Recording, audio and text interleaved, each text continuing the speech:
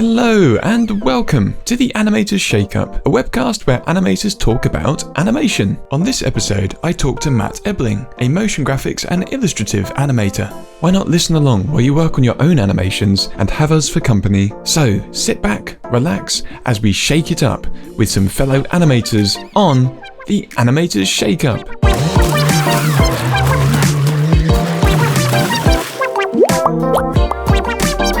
Hi Matt, welcome to this ice cream parlour. Hope you're doing well. Thank you, Seb. It's a beautiful ice cream parlour. I appreciate being invited. Yeah, it's a nice place. I still yet to decide whether I technically own this parlour or not. Are we squatting? Yeah. I think currently we are. We just sort of helped ourselves to the ice cream machine. We've currently got an ice cream on our that's right. I table. do. I forgot. I didn't notice this, but I do have an ice cream in front of me. And speaking of which, do you have a favourite milkshake? I'm gonna go with coffee flavored ice cream milkshakes. I've never had one, but I like coffee flavored ice cream, so I'm assuming I'd like the milkshake version. I bet it would be amazing. Yeah. What about you? The thing is, I did say this on the previous one, and I feel like I am obliged to have to mix it up now every time. Between each podcast, I'm gonna have to just find something else. Because last time I said that my favourite, and always has been, Kinder Buenos in milkshakes. Really nice combo. If you ever tried I've actually never heard of that. What is that? What, a Kinder Bueno? Yeah. My goodness. They are like the most delicious chocolate bar you will ever eat. Not sponsored. But maybe one day, if I keep saying it's my favourite milkshake, that's what will happen. Well, that actually brings up another question. Where are you right now? What time is it for you? Yeah, it is a good point. So in my half of this ice cream parlour, it is just gone 7 minutes past 5 p.m. Okay. What is it for you then? Where are you based? I'm in the UK. I'm in the southeast of the United States. I'm in Florida right now visiting family, and I normally live on the West Coast, but I've been here for a few weeks because the weather's pretty rough on the West Coast right now. It's about 7 minutes past noon for me on my half of our tectonic shifting ice cream parlor.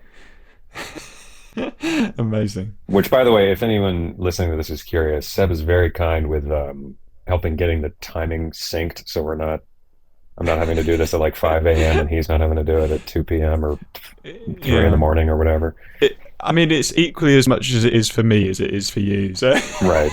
Otherwise, it'd be me at 4 in the morning.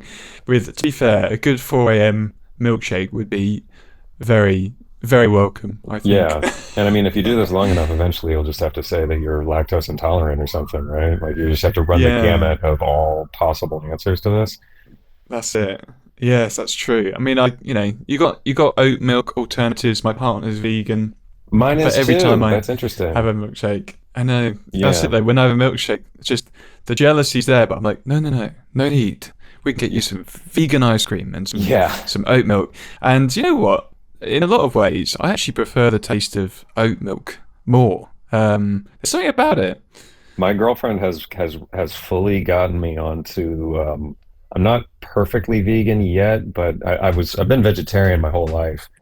I still eat cheese, but I don't buy any milk products anymore just because I really prefer oat milk, especially in coffee. I drink a lot of coffee, and oat milk just seems a little bit better. I imagine it'd be better in a milkshake too.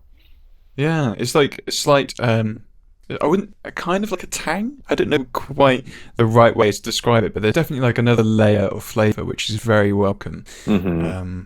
But yeah, I think, you know what, I do use oats because I blend some of mine at home, you see. Oh wow. But yeah, I know, it saves money at least. Instead of going out for a ridiculously priced milkshake every time. But yeah, to come around on this very long-winded answer to your question, to mix up my usual, there was, back in the day, well, that's good. We've got sound effects of you drinking your milkshake then. That's good. Oh, sorry. No, that's good. That's perfect. But yeah, one time I had a Milky Way I'm not Mm. sure if you've heard of Milky Ways either. I have. Oh, Very you familiar. have? Amazing. Yeah, they did. So it was really weird because I would expect it to be incredibly sweet, but for some reason it just tasted really cold, just like colder than you would expect it to be. For me at the time, anyway. Yeah, it was different. Quite Mm. nice and quite welcome. Um, but yeah, we're both animators. Yeah. I think we do more or less quite similar kind of things. I was sort of checking out your I found you through your Instagram. Hmm. I'm not quite sure how or when or where, Yeah, I couldn't but remember if you found me first or the opposite. yeah, I'm not sure. I'm not sure, but I know that we very much align with Mm. like what our visuals, like what fascinates us with our visuals, because you do this very you love a bit of Sakuga, I you do, love I your do. you love your big explosions, your big fast movements, epic Hmm. poses, movement, everything like that. And it's As you do as especially well from your work. yeah, well, I feel like I'm just getting started. I feel like your stuff is very like core to like traditional Sakuga. Like you Mm. very like you try to marry up really nicely with like existing um styles, I suppose, of Interesting. like anime Sakuga, especially how you approach your FX animation with your smoke plumes and your cloudlets and things like that. It Yeah. feels very sort of standard in technical approach, I'd Well, I say. appreciate that. Thank you. Yeah. Where was what was your like initial like what grasped you to be like, yeah, this is the stuff. Yeah, yeah, yeah. Well, I'll give you the brief 30-second Mm. rundown. I actually started doing like I lived in New York for a while. I was doing like children's theater and stuff. I got a degree in acting, and one of the things I would do occasionally would be like voice acting for usually just like like a boring commercial or something. But my first Right. job when I got out there was I was a pigeon for a children's reading application, and Excellent. I had always had like a foot in the art world. My mother's a graphic designer, so I always like kind of knew about that spot. But it wasn't until I started working for very, very little pay as a pigeon that Mm.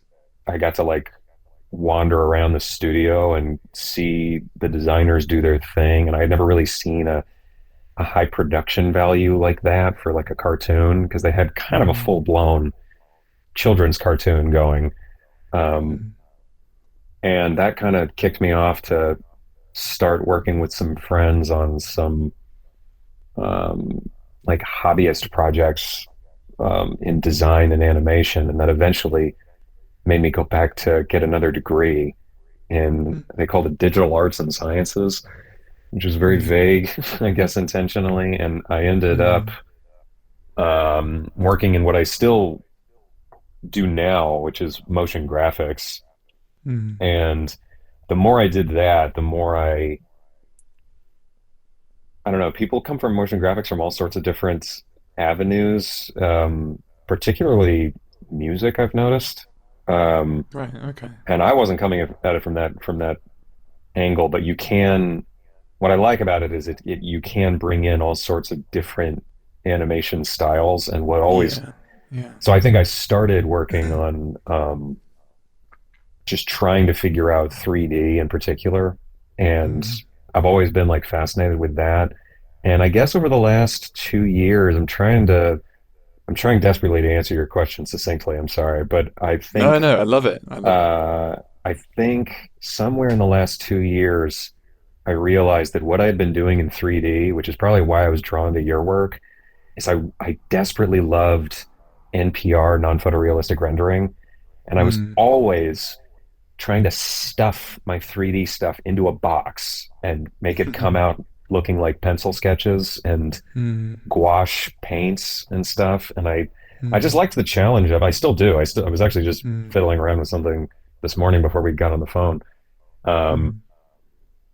but something must have clicked because eventually I think I started following some um, Sakuga animators Mm. and I think it was probably when I first started finding the rough passes from an animator named Bahi JD, Mm. um, who I believe is from somewhere in Eastern Europe. I'm not entirely sure. He doesn't have, Right.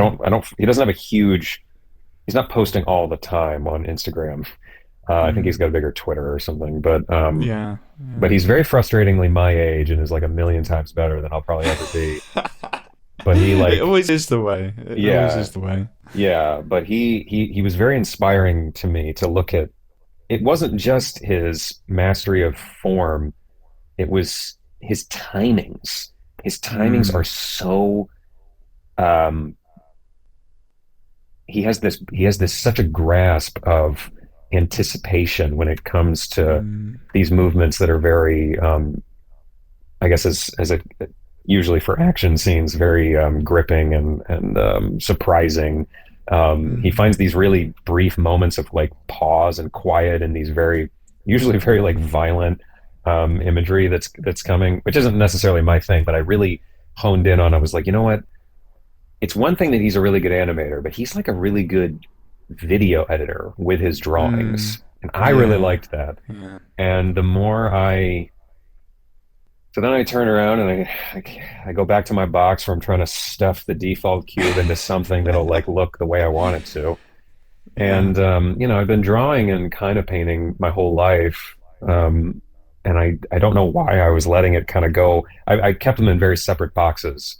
I was like, I'm Mm. gonna paint today, and then tomorrow I'm gonna animate, and that'll be in After Effects, that'll be in Blender, that'll be in Cinema 4D.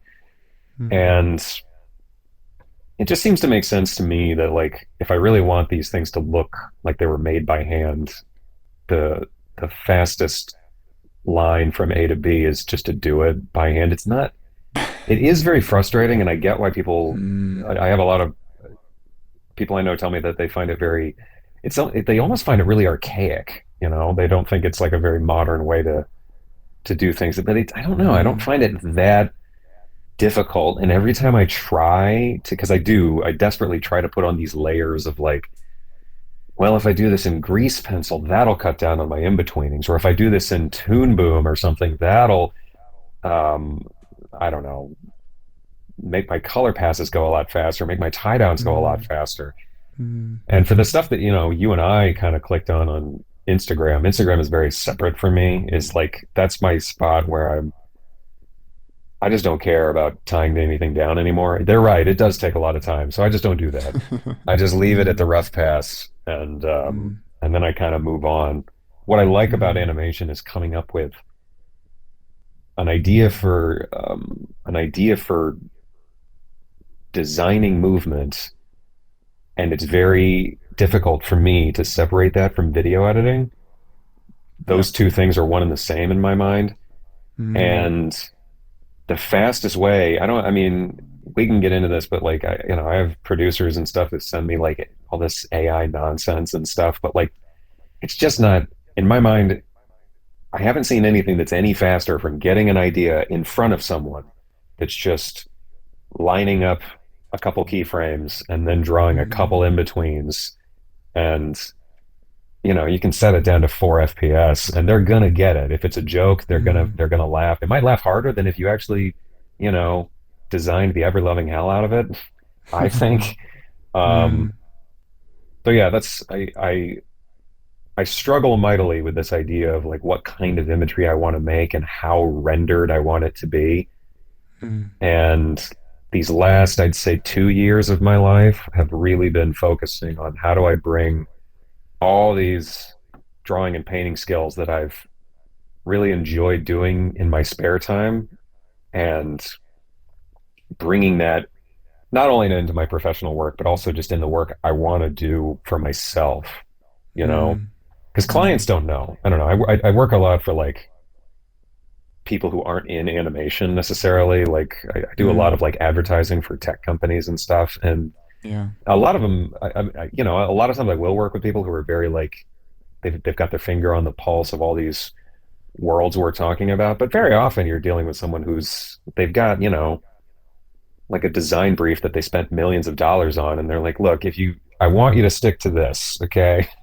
I don't Yeah. really care how you stick to this.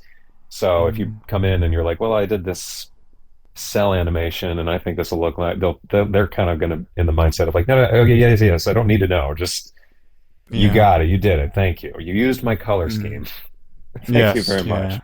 Yeah. I totally get that. Yeah. Yeah. What does that, I mean, does that is that at all like does that resonate with you at all? Because I Oh, do yes. find that there's a lot I see a lot of different techniques in your work, but I do feel like Mm. there's a similar thread in the middle of it. Yeah. Because you stumbled upon something there that I think is one of the things that I think that goes over most people's heads in terms of where I think the true meaning of or the power of animation comes from, and it is really identifying and focusing more on the movement and timings more than anything else. Now Mm, I come at this from the perspective of a physicist because that is my background, and so interesting. I think about things in terms of, okay, if we're to demonstrate something's mass, how should it be timed Huh. to give it that punch? And so I suppose what we're both doing is we're looking you're looking at this guy's work and being like, right, why is the timing so snappy and nice, and like why does it have these lulls that then bring it up? I would sort of possibly, if I'm imagining the work the same, is I would look at that and go, okay, they have the mass rest here and then begin to accelerate that pop. And because it then accelerates so quickly, we know there's so much force behind it because it took so much to decelerate to a standstill. And so I look at these movements, similar, as you say, to video editing, but with this perspective of, right, how are we going to make something feel weighted, feel as though it's got mass, Mm, and then it makes it so much more like impactful and clicky. One of the things which I'm striving for in a similar way, where you're saying, it's faster to do this particular thing using this method, and mm, then faster in this other method, is I am obsessed with trying to find the minimum number of frames you need mm. to portray something, because I think there is a beautiful art in being selective in reducing frames but still getting that same feeling. Like Yes. this might not be an opinion that most people have, because I know lots of people are obsessed with this 50 frames per second animation. And I'm like, I don't think that's right for Mm, at least my perspective of what I believe makes strong animation. I think part of it is deciding like what should I choose not to do.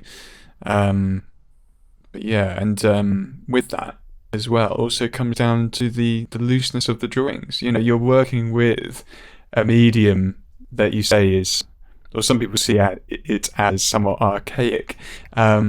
But we're in this sort of stage in media at the mm, moment where we are very aware that we are watching a piece of constructed media, no mm, matter what form it's in. So I'd say, why don't we just play on that and embrace it further and say, yeah, obviously this is illustrated, so let's show it's illustrated and let's just dive in and just pull it apart, because like we have the power to do that with this mm, medium. So I have a lot of fun with reducing those frames to what matters and really gets those cores across, but leaving looseness in the drawings where I feel it appropriate to. So I think that's like, I see a lot of similarities in how we look at and value our animations in that sense. I'm so glad you said that because I feel the same way about the frame count that you just mentioned. I also and I even like the word obsessed because I feel that I I feel that there's something to that I'm yet to fully understand, but I'm desperate to understand it. I'm actually not weirdly enough, I'm not a huge consumer of anime.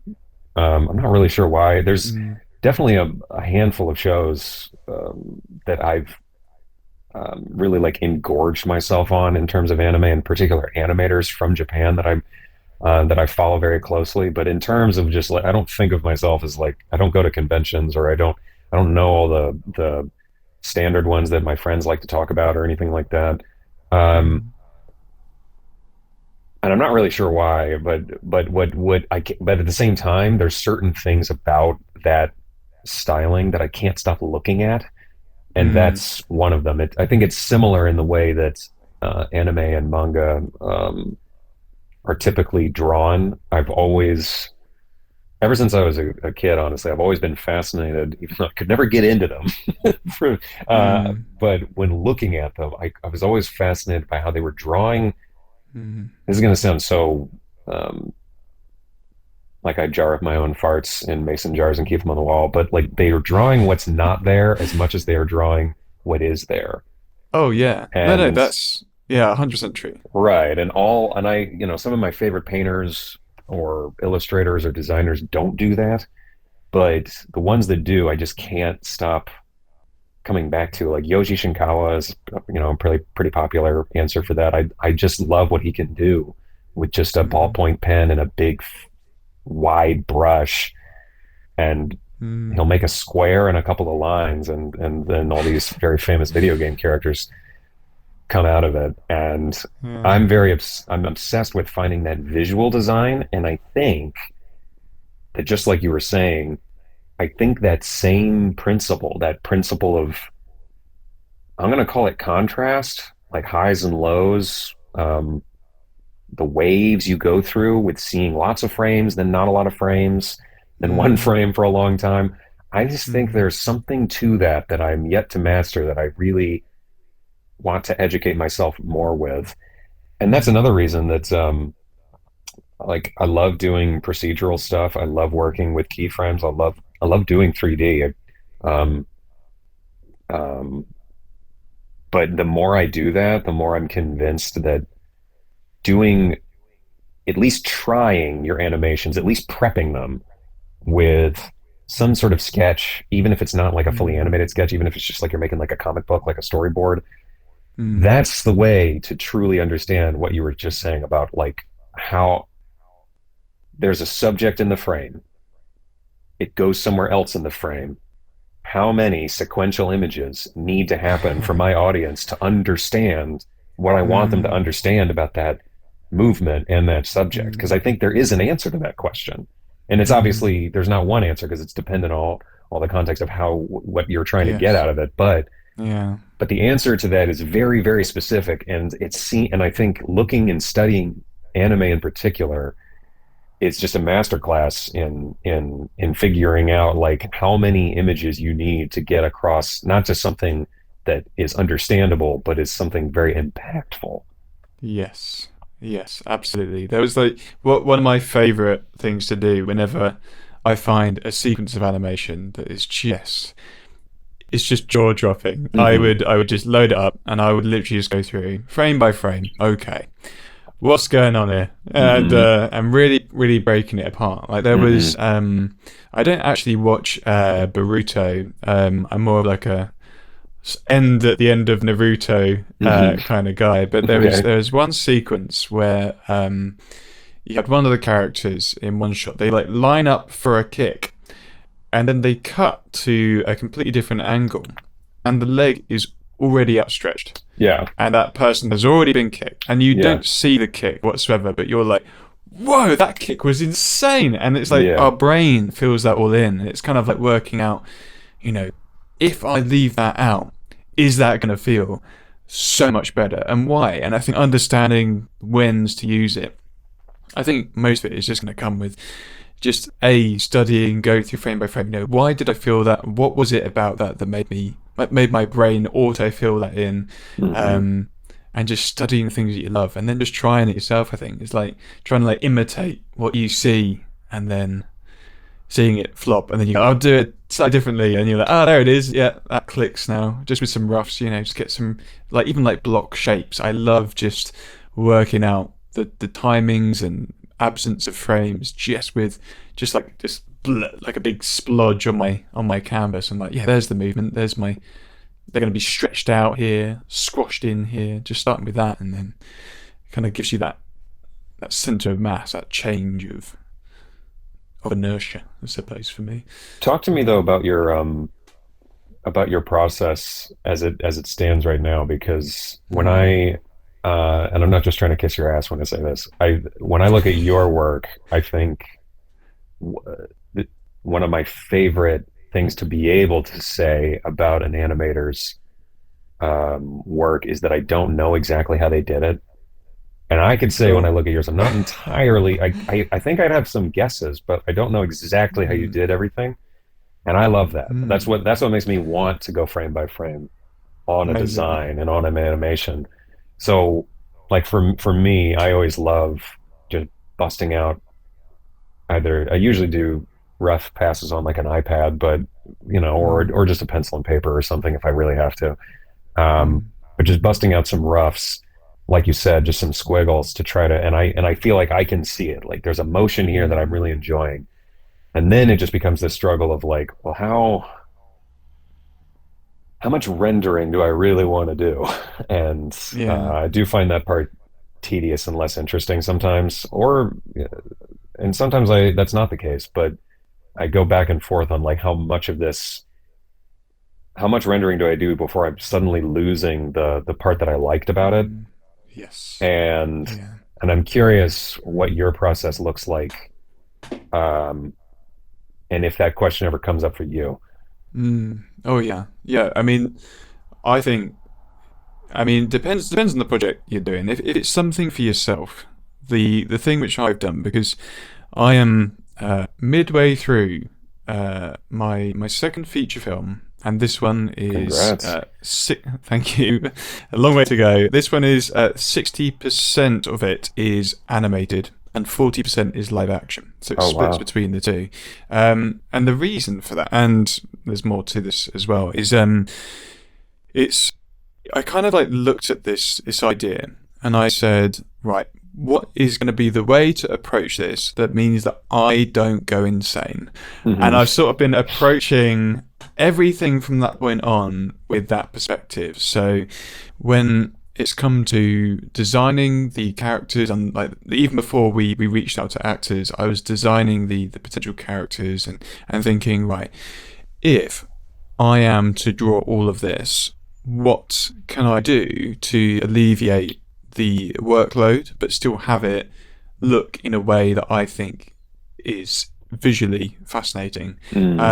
One of the main like initial inspirations I had for this, which I definitely think you should check out if you haven't already, it's actually my partner's favourite anime, and again I can never remember how to say this one, but I think it's something of Princess Kaguya. It's a Studio Ghibli film, and there is one sequence where she is running through.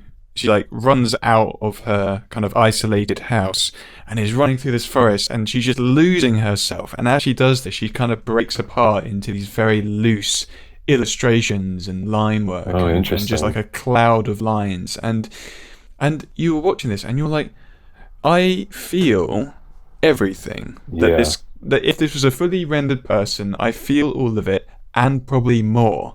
And so it's kind of like these. For me, at least when I approach these projects, I don't come at it thinking I need this to be fully recognizable as a person all the time.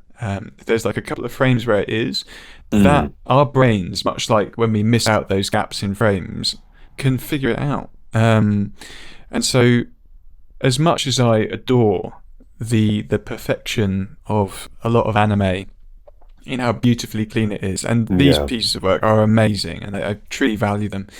When I know it's just me making something, you got to work out the line between what is essential and what gets it across. So, for example, with the character designs for this one I'm working on, the characters themselves, I made their colours incredibly distinct from one another. I made their hair very either rigid or made of very simplistic shapes, which can then be very quickly animated. And so just at a glance, even if it was just a blob on a screen of a colour, you would know who was doing what. And so I sort of started with that And what I've sort of been doing a bit more technically since then is trying to work out this. Okay, I've got roughs. How do I go from roughs to a finished render? And now what I've just gone full lean into this because it gets it across. Again, this is not typical for if anyone's wondering on who's listening. This is not a typical way of doing these things. Is I would just go from roughs and I'd go right. There is the rough kind of single color fill of where I expect that character or how I expect them to be filled out, and then I'd then do other layers on top that would sort of clip that one beneath with the individual colours, and then at the end I would do little pieces of line work that would help you articulate what layer or what part of the body is in front of the other part of the body. So it's super nice. rudimental, but it's so fast. It is ridiculous how many like full rendered shots you can get in the space of a day. Wow. But yeah, it's still a weird process because I do all the roughs first, of a sequence, and then I would then come back because then you're in the flow, you're getting that movement together, and then you can come back and just be like, I'm on the bus, I've got it like a fold-out phone, I like open that up, and I'm just like doing all the color rendering, but it's just so fast, It doesn't look tidy like these other ones, but because all the sequences that are animated are super energetic, I'm like, it doesn't matter. Yeah. That's exciting, though. I mean, myself sane. Well, you said this is your second film, so you've already released one? Yeah, that one. The other one was about 20% animated, 15 to 20% animated. So yeah, this one's just a lot more and a lot more complex animation in this one as well. And it's all by you? Yeah. Wow. So far, I'm hoping to get a few people on board for this next one. Yeah. Congrats.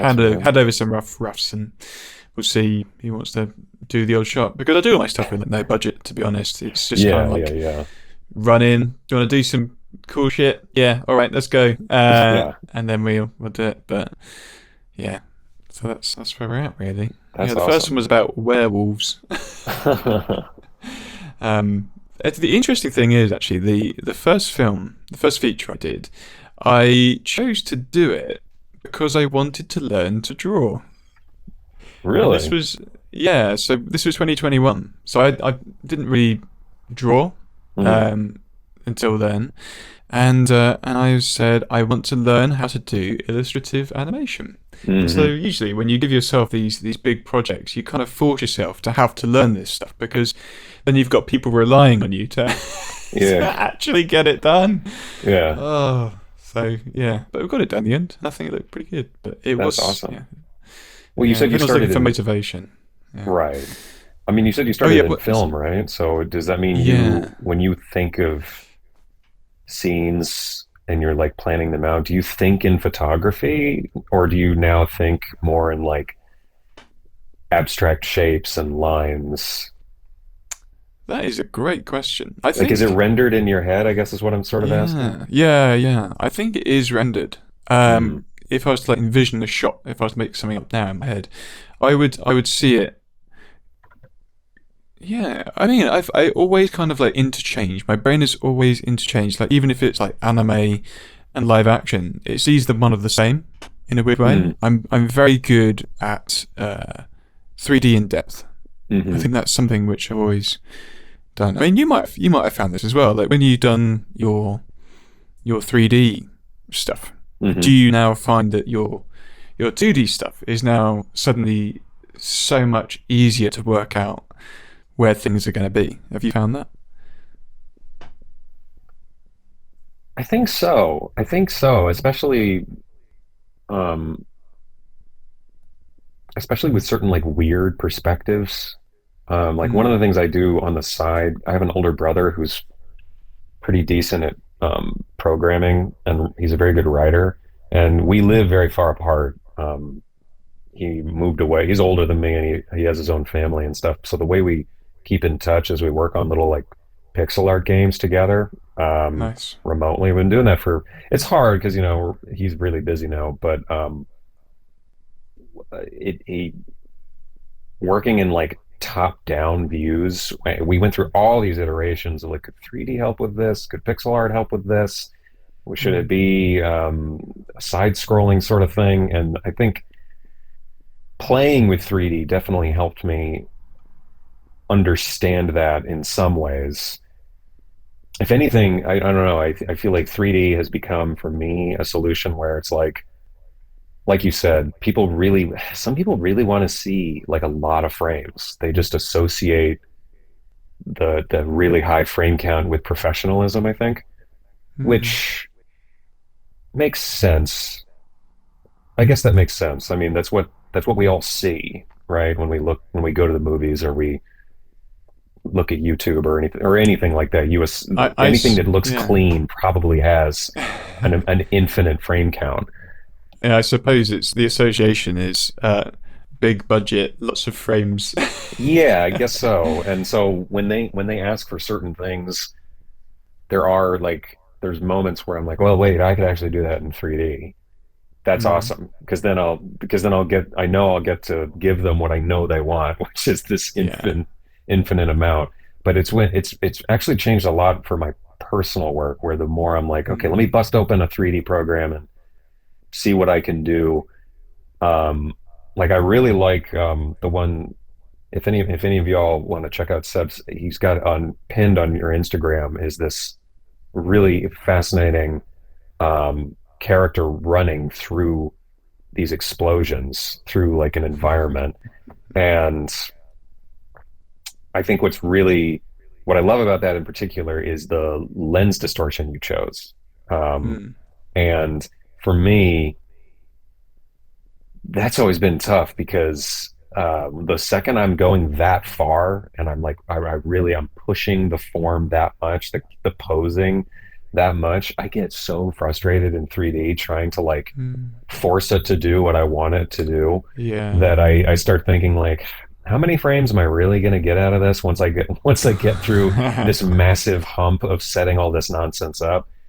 And Yeah. that's when I start to think like, maybe I know I could draw this even faster. So it definitely helps to have that Uh, for reference. Um, yes. it's been a weird. I don't know if that actually answered your question or not, but those are the thoughts that kind of come up for me when I'm Yeah. like Because. trying to figure out what tool will best solve something. Mm, mm. Yeah, because I know a lot of people when they do those wide angle 3D shots, like they completely pull their rig apart. You know, they will Hmm. distort this thing to the point where it's like, am I even going to get this back to how it was again? Yeah, Um, yeah, it's always yeah, crazy how much you need to do to somehow make what would be real feel more real. You've just got to break it to yeah. fix it. I guess that's always been the sweet. I've always looked for a sweet spot where it's like if you're making every frame um, either by hand or like essentially by hand, you're going to Mm, get frustrated once you're like, and then this next shot, I want a camera mm, slowly pushing through a forest of trees. And that's just, yeah, you're going to wish yeah. you were doing it some other way, I think. Mm, That's what I mm, always end up wishing anyway. And I've yeah. yet to see something that will, I think a dream sort of app for me has always been something like Grease Pencil, maybe, Mm, where in theory, you could very, very seamlessly jump between these methodologies. mm. Um, I wonder if, I mean, have you experimented with that at all? Because I've experimented with it a lot, and I kind of run up against the same issues where I'm like, okay, but this is so frustrating as a drawing tool that Yes. I'd rather Yeah. just have this be a 3D thing than tear my hair out trying to figure out how to make it look like trying to design with it. I know some people, I mean, Yeah. this is all personal. Like I've seen Oh some yeah, people yeah. do incredible things with grease pencil, and Mm, I'm all for that. But for me, I'm yet to be able to find something that will, you know, get get you those get you the frame count you need on certain things while maintaining the gestural quality that your creativity wants on everything else. mm, yeah. No, I have dabbled with grease pencil.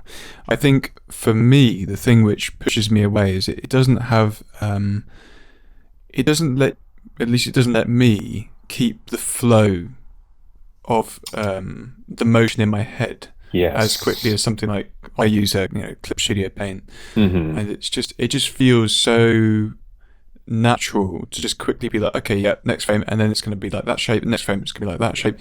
It always feels like there's like an additional step 2 or 3 with Blender, or Grease Pencil in Blender, Hmm. which is, I think, that is the main problem for me. Otherwise, I think I might be able to get through it a little more. I also don't like how you do fills in Blender. That always really irritates me as well. Yeah, So yeah, that's I that's the agree. barrier. It's not as coherent, and Yeah, then I get frustrated and I lose my flow. it's the Um, eraser for me too.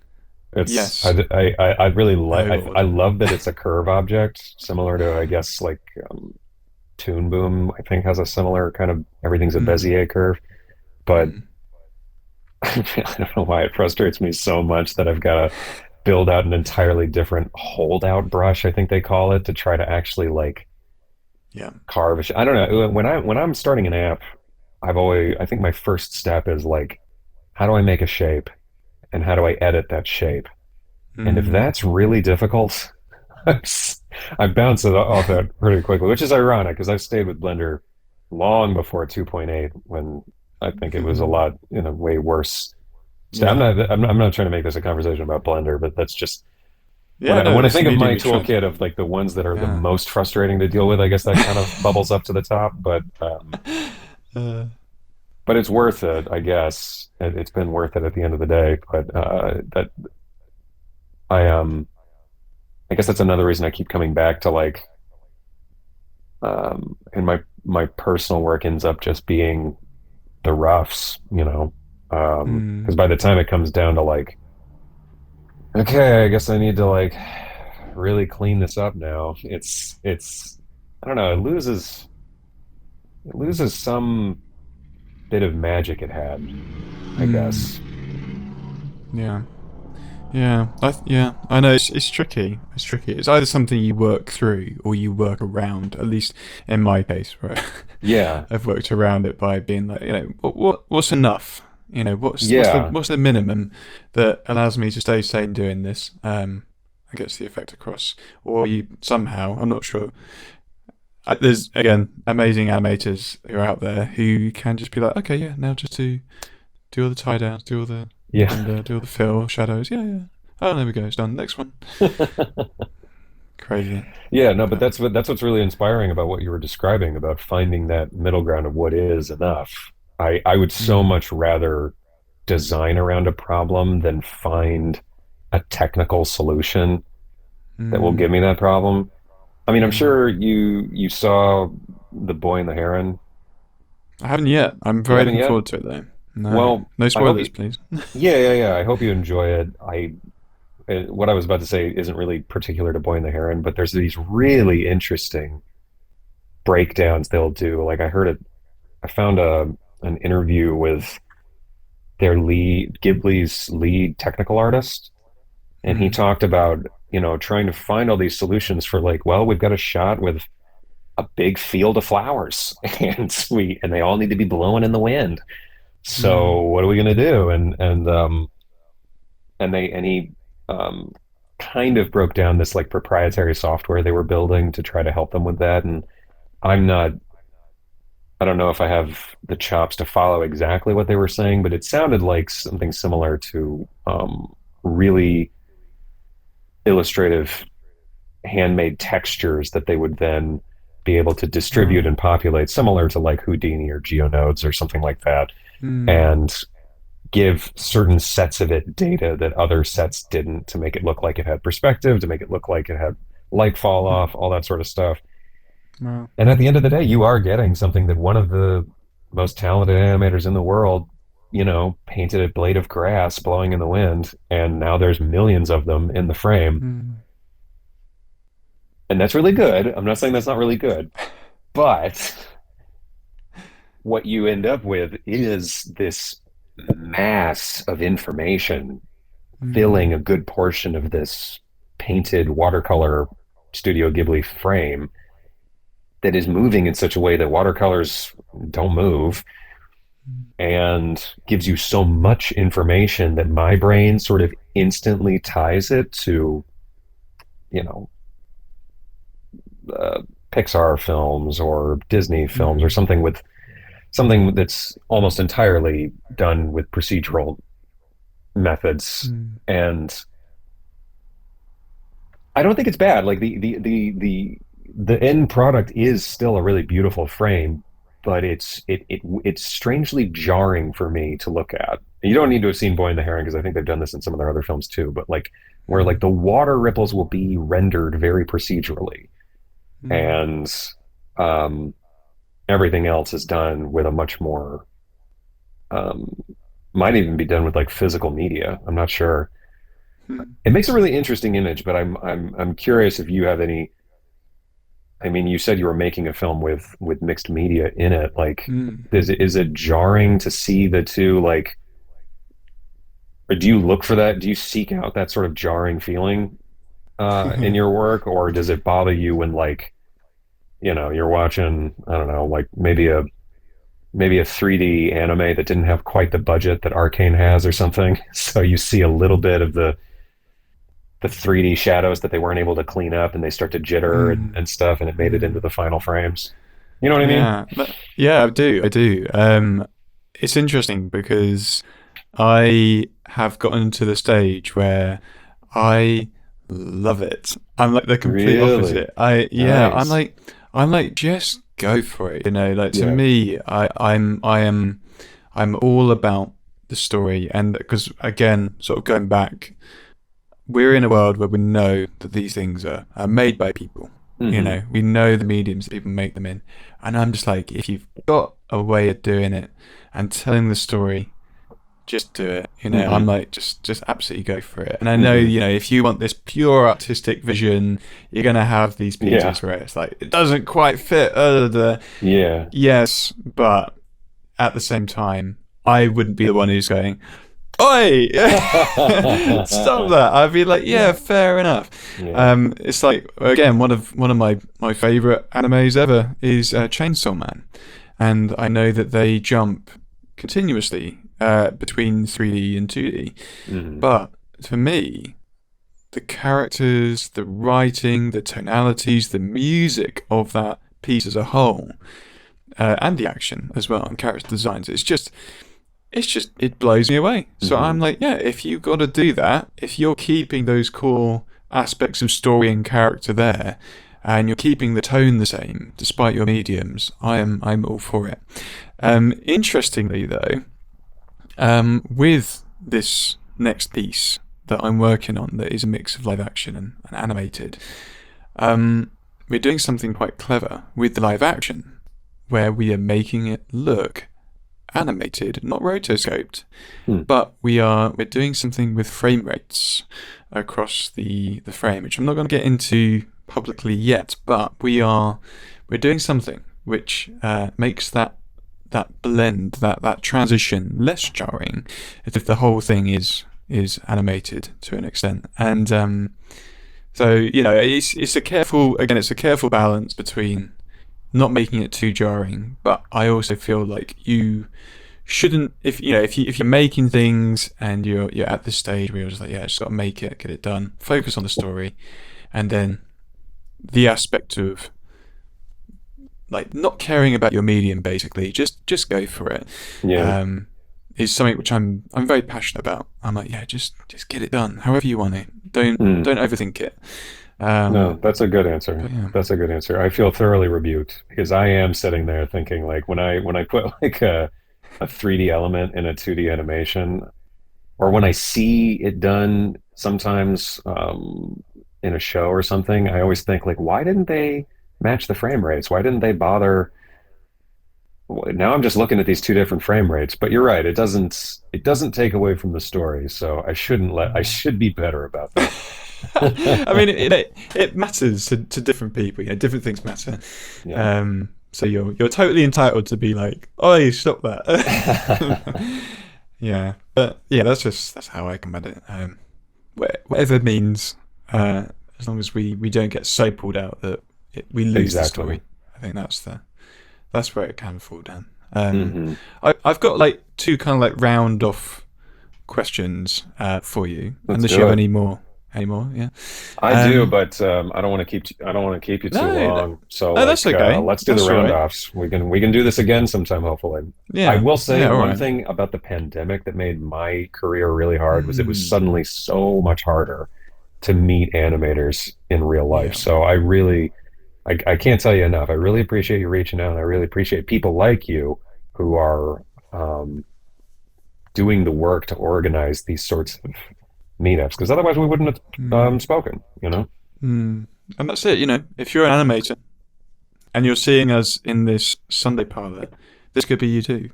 You And could have ice cream all over share the your story. face like I do That's right it. now this second. Thanks for that. Oh no. It's gonna be there for the rest of the thing now. I'll put it in like You three might not have seconds seen it in. though, because It's all over. I wiped it off with a napkin so fast that You haven't got arms yeah, in this universe. It's just a floating head. Nice try. Nice try. okay. Not today. I'll get you one day. Yeah. But my sort of one of my two round of questions is do you have any advice for anyone who's just starting out and just looking, considering dabbling in the industry?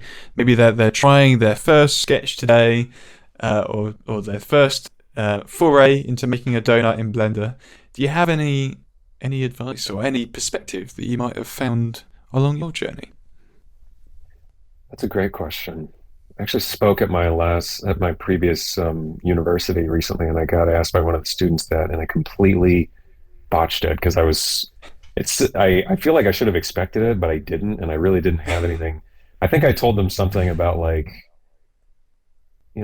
stick to your guns, don't let your employers push you around, something not super helpful, probably. Yeah. I think we were talking about day rates or something, and it wasn't. Right. It was pretty in the weeds. It wasn't that helpful.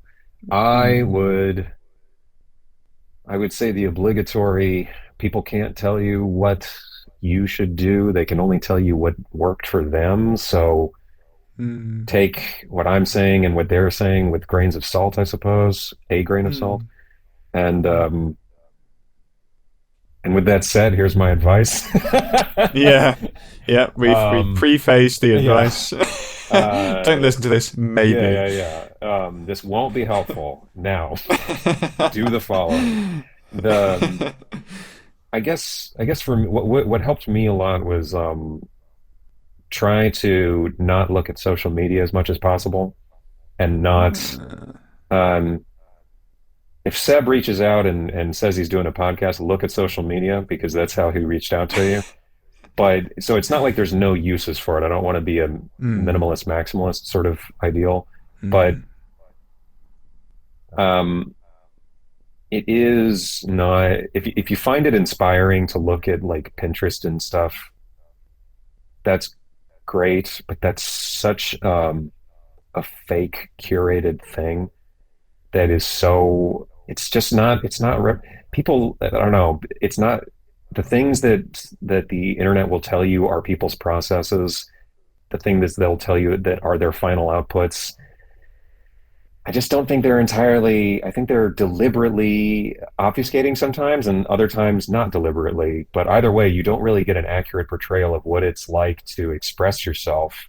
And if that's all you're Mm. trying to do, I would definitely not go about it with the idea of like, I want to get, this will help my Instagram clout or Mm. something like that.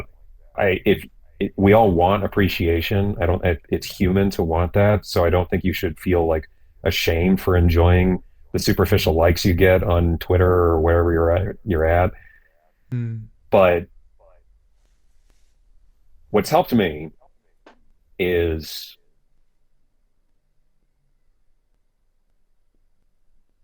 me and my family and friends will look at and will appreciate, and looking for connections like the one you and I are sharing right now. This is much more meaningful Mm. than anything I've had in the last, like, who knows how long on Instagram, of how many comments can you get of the little hands emojis before they Mm. really just Mm. start to blend in. Right? It's Yeah. just, they're not that Yeah. meaningful. Um, Mm. And so if you're making stuff for the sake of making the people that are in your physical space, or your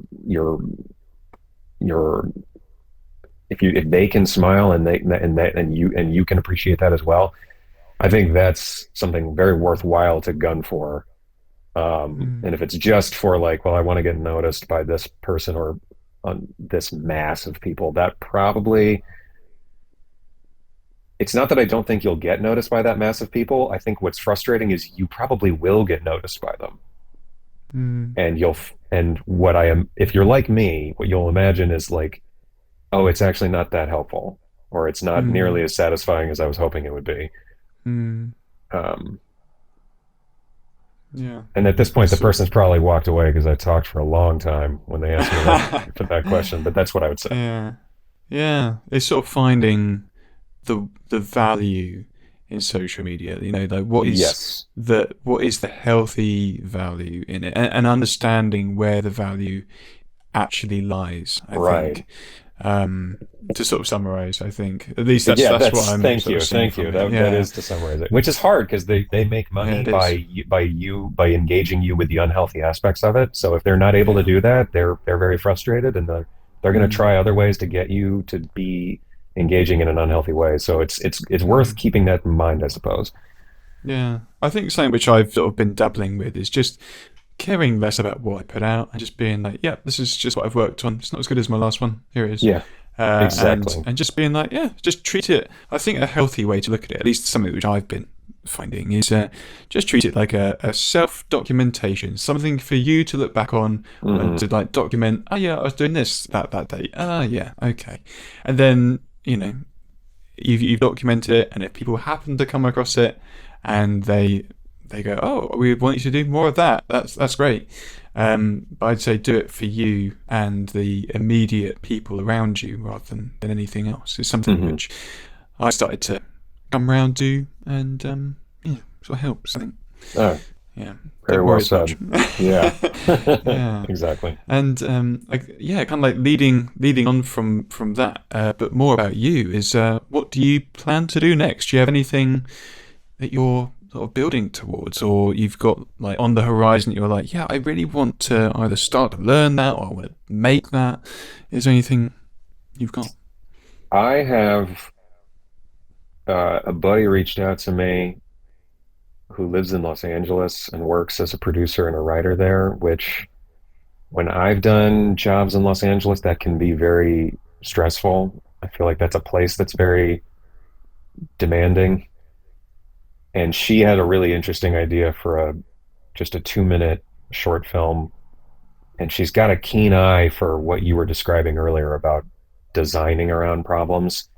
And Hmm. when she first reached out to me, I was very intimidated by the workload she was describing. But the more I thought about it, the more I was like, no, I really should do this because you can't, I don't want my tombstone to be like, here's Matt, he made so many advertisements.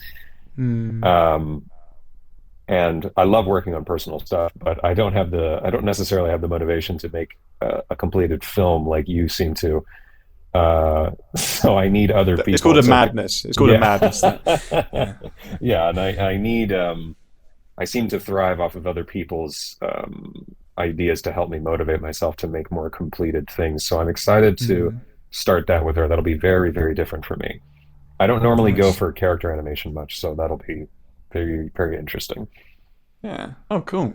Oh, that is exciting. Yeah, really mix it up, and it's good to Yeah. have someone who can come in and be like, right, I want this, and you're like, okay, yeah, Yeah. because it forces you to change your perspective, which is keeps it fresh, I suppose, Yeah. And the same to you. and I'm engaging. excited to hear more about this